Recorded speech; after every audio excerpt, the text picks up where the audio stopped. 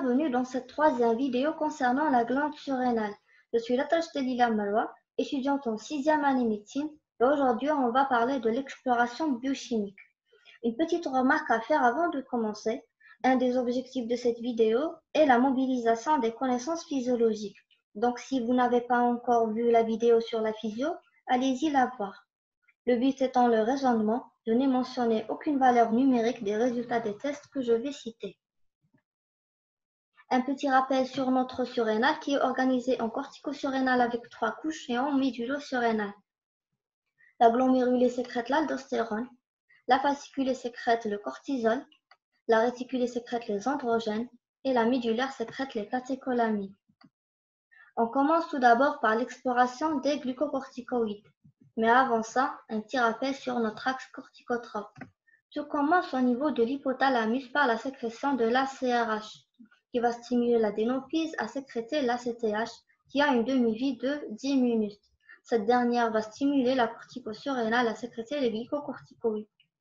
Et les glycocorticoïdes vont exercer un rétrocontrôle négatif sur la sécrétion de l'ACTH et de l'ACRH, le tout étant sous le contrôle d'un rythme circadien. On voit que la concentration du cortisol varie au cours de la journée. Elle est maximale aux alentours de 8 heures, et puis atteint son nadir, c'est-à-dire le point où la concentration est la plus faible, aux alentours de minuit. Pour l'exploration des glucocorticoïdes, il y a principalement les dosages statiques, les tests de stimulation et le test de freinage. On va tout d'abord commencer par les dosages statiques. Nous avons la cortisolurie des 24 heures. Donc, elle va estimer la fraction libre, donc active urinaire du cortisol. C'est un indicateur qui est fiable et sensible pour l'hypercorticisme, mais qui n'est pas très sensible en cas d'insuffisance surrénalienne. Il est très important, avant d'effectuer cet examen, de doser la créatinémie des 24 heures pour évaluer le recueil. Si la clairance de la créa est inférieure à 30 ml par minute, donc il n'y a pas lieu de réaliser la cortisolurie des 24 heures. Ensuite, il y a la cortisolémie plasmatique. Donc, on a vu que la concentration du cortisol varie au cours de la journée. Si nous sommes devant un patient chez lequel on suspecte une insuffisance surrénalienne, donc il serait plus intelligent de doser le cortisol à 8 heures où la concentration est la plus importante. Donc si elle est diminuée, donc le patient présente une insuffisance surrénalienne. Oui.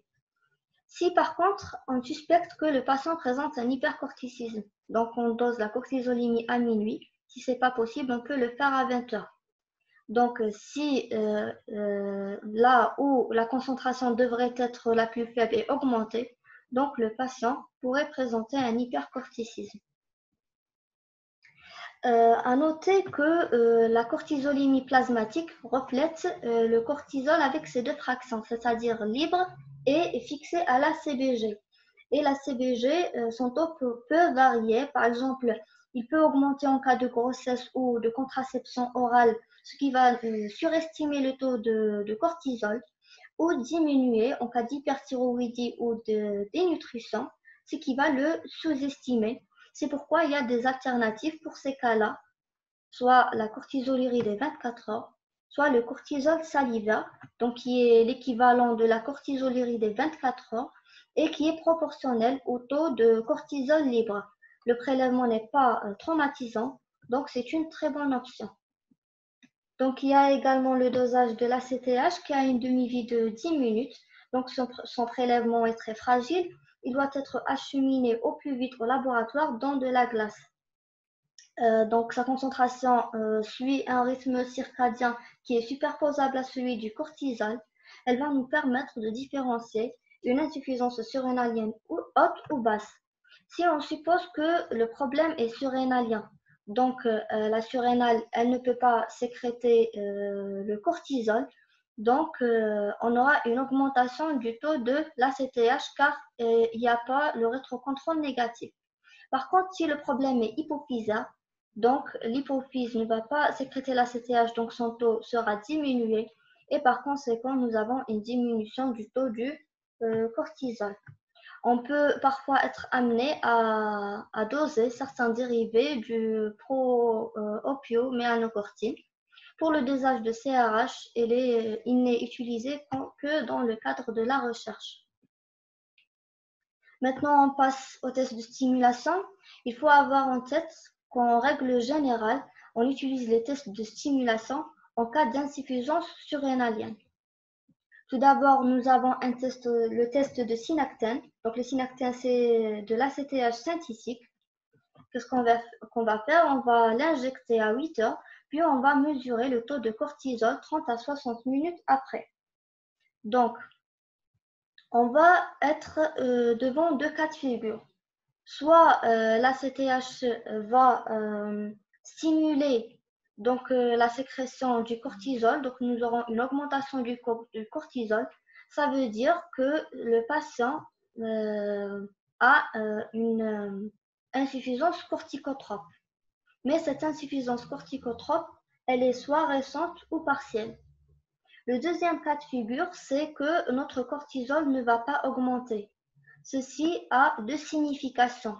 Soit le problème est surrénalien, donc la surrénale n'arrive pas à sécréter le cortisol, soit il y a une insuffisance corticotrope, mais qui est très ancienne, ce qui a induit une atrophie du cortex et donc qui ne répond plus à la CTH et donc au synactène.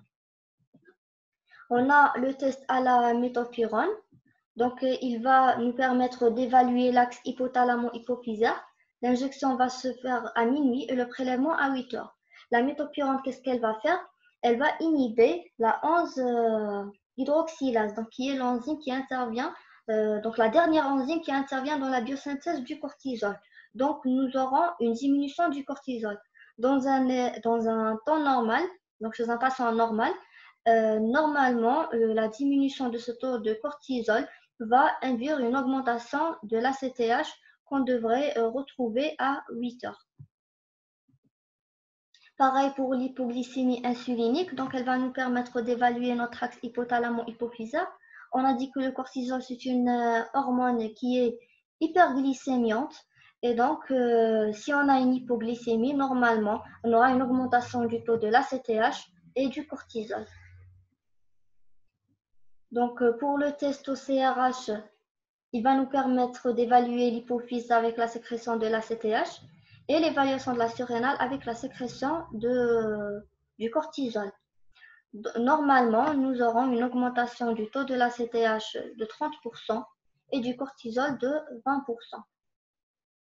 Nous avons également le test à la desmopressine. La desmopressine, c'est quoi? C'est une analogue de l'ADH.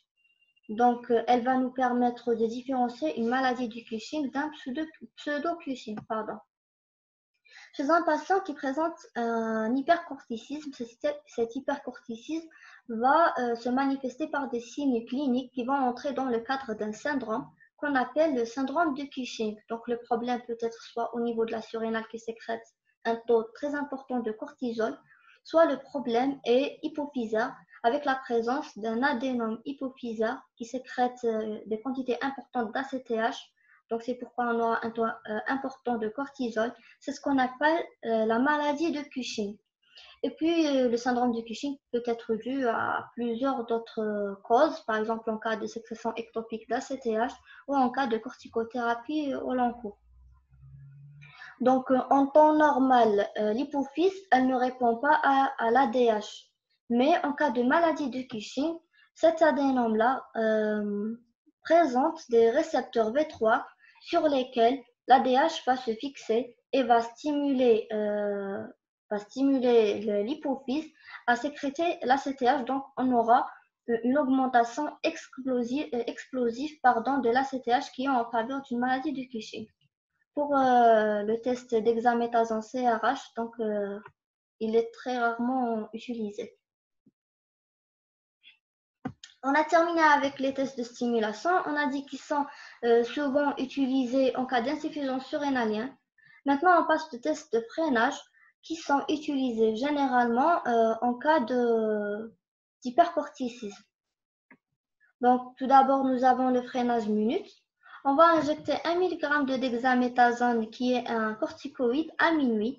Et puis, on va doser le cortisol à 8 heures. Donc, la dexaméthasone, elle a les mêmes effets biologiques que le cortisol. Elle a la capacité d'exercer un rétrocontrôle négatif sur l'hypophyse. Donc, si à 8 heures, nous avons une diminution, donc ça veut dire que notre patient ne présente pas un hypercorticisme. Si c'est le cas, donc ça va nous permettre de le dépister. Nous avons également le freinage faible. Qu'est-ce qu'on va faire? On va injecter 0,5 mg de dexaméthasone chaque 6 heures pendant 12 jours. Et puis, on va doser la cortisolurie des 24 heures à J2 ou la cortisolémie 2 heures après la dernière prise. Donc, ces doses-là, chez un patient qui est normal, elles peuvent freiner l'axe hypothalamo-hypophysaire. Donc, si ce n'est pas le cas, ça va nous permettre de poser avec certitude le diagnostic d'hypercorticisme sans tenir compte de sa cause. Nous avons le freinage fort, donc le même protocole que celui du freinage faible, mais au lieu d'injecter 0,5 mg de dexa, on va injecter 2 mg. Ça va nous permettre de poser le diagnostic étiologique d'un syndrome de Cushing ACTH dépendant que je vais expliquer par la suite. Puis nous avons le freinage fort minute. On va injecter 8 mg de dexaméthasone à minuit et puis on va doser du cortisol à 8 heures. Ça va également nous permettre de faire le diagnostic étiologique d'un syndrome de Cushing ACTH dépendant. Alors, nous sommes devant un patient chez lequel on suspecte un hypercorticisme. Qu'est-ce qu'on va faire? On va tout d'abord commencer par le freinage minute. Donc, la dexaméthasone va exercer un rétrocontrôle négatif sur l'hypophyse. Si tout notre axe est intact, donc ça va le freiner. Ça veut dire qu'on n'a pas d'hypercorticisme. Si ce n'est pas le cas, on va passer au freinage faible. Donc, le freinage faible aux doses utilisées peuvent freiner notre axe hypothalamo-hypophyso-surrénalien qui a des sécrétions dans des taux normaux. Donc, si c'est freinable, il n'y a pas d'hypercorticisme. Si ce n'est pas le cas, ça veut dire que sûrement nous sommes devant un hypercorticisme, mais on ne sait pas quelle est son origine. Soit son origine est surrénalienne, ça veut dire que c'est la surrénale qui sécrète des taux très importants de cortisol, soit c'est l'hypophyse, donc qui sécrète des taux très importants d'ACTH qui vont stimuler la surrénale à sécréter le cortisol, soit il y a un foyer ectopique qui sécrète l'ACTH. Donc on va doser l'ACTH. Si elle est diminuée, ça veut dire que le problème est surrénalien. Donc la surrénale sécrète des taux très importants de cortisol. Et par rétrocontrôle négatif, on aura de l'ACTH qui est diminué. Donc on appelle un syndrome de Cushing ACTH indépendant. Si l'ACTH est normal ou augmenté, donc le problème il est soit hypophysaire, soit c'est un foyer ectopique. Qu'est-ce qu'on va faire? On va réaliser une IRM hypophysaire à la recherche d'un adénome hypophysaire, le test de freinage fort. Il y a d'autres tests, mais qui ne sont pas très intéressants à citer. Donc, l'IRM hypophysaire pourrait nous révéler un adénome hypophysaire.